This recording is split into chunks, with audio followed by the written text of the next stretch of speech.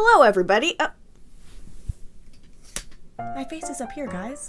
Hello, and welcome to the first ever plushie breakdown. The series where I break down the process of making my artisanal plushies, talk about technical stuff, and funny tidbits that didn't make it into the original Make a Plushie With Me video. Today, we're taking a look at Bluey Healer. In case you don't know, Bluey is from the show Bluey, and is a 6-year-old healer pup with a fun-loving and creative attitude. And here she is! Honestly, I am not mad at how this plushie turned out. She's cute, she's soft, she's squishy, and she's heavy. I make all my plushies weighted. If a plushie is not weighted enough, I literally hate it. I'm gonna switch these guys out.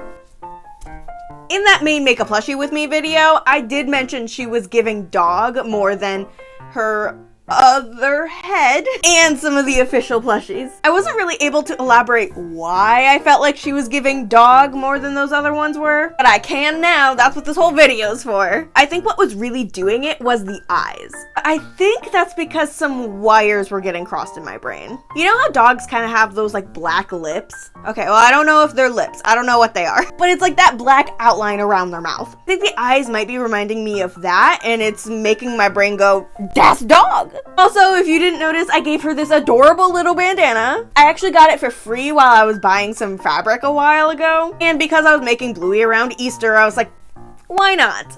And now I'm never taking it off. There's a lot I liked about how this plush turned out. There's some things that I'm still not a huge fan of. One of those things is her body. You can't tell as well with the bandana on, which is probably part of the reason why I love it so much. But all the characters in the healer family have this same head to body ratio where it's exactly the same. Their head is the exact same size as their body. And I did have that ratio in my original design.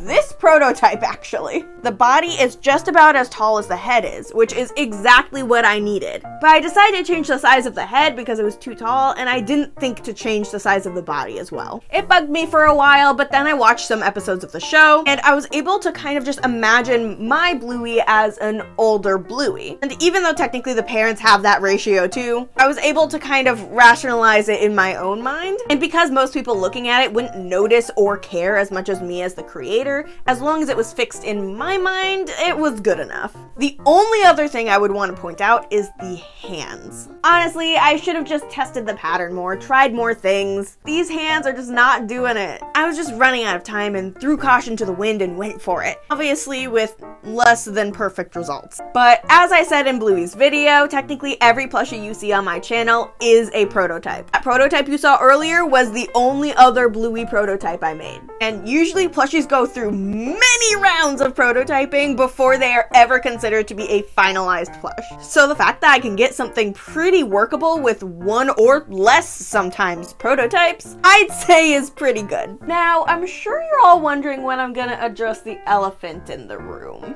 Bluey's little decapitation. I actually have Bluey's old head right here. I know this one doesn't have a nose or eyebrows or anything, but the difference in emotion is stunning. I talked about this a whole lot in Bluey's Make a Plushie With Me video, but here I want to talk about how I did it. You see, Bluey and most of my other plushies are all split into 3 segments. The front panel and 2 back panels. Those segments run from the head all the way down to the butt. But what's special about Bluey is that she does not have a neck. And that made the process of re-heading her way easier. Because while the head does have those 3 panels, it really doesn't have a whole lot to do with attaching the head. It more has to do with like the arms and leaving a stuffing hole and stuff like that. When a character has a neck, however, it does matter a lot more. Again, because she has no neck, I was able to just kind of put the head in inside out and sew it like I was hemming a pant leg. This isn't the first time I've had to do this either. You may very well have seen my other more well-known plushie that I had to do this for. That being my Abomination plushie. People on TikTok went a little wild for this one. When I made this one, I immediately knew the head was too long and the arms were too short. And I'm not really sure which one was harder to fix at this point. Obviously, the Abomination's head was easier to redo because I didn't have to completely redo the head like I did for Bluey. But the arms were a lot trickier. But we're not talking about arms. We're talking about heads. Funnily enough, the only reason I felt confident that I could rehead Bluey was because I'd already done it with the Abomination. So, thanks, Abomination. Sorry I kind of tossed you on the floor.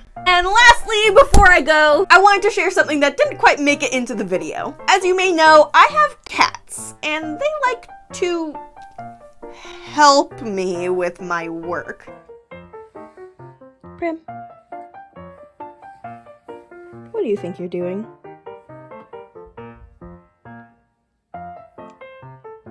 Please leave. I have work to do, and I can't stand up for very long. I have bad joints. Okay, baby. Please leave. Please, please. Lay down, please. Please, Prim, please, please, please, Prim, please. You're so cute, but please leave. This is your eviction notice. I'm so sorry. I need this chair. Thank you. Bye. Okay. And so after I got her off the chair, I went to put the camera back on its stand. Prim! I stood up for half a second.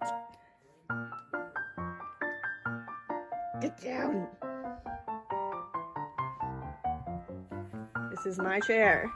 And you would think, okay, you sat down, you made it clear that, like, this seat is occupied, she can't sit there right now, right? Well, the problem is I had to stand back up to put the camera back in place.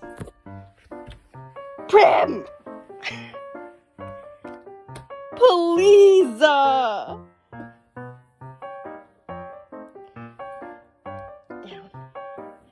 Okay.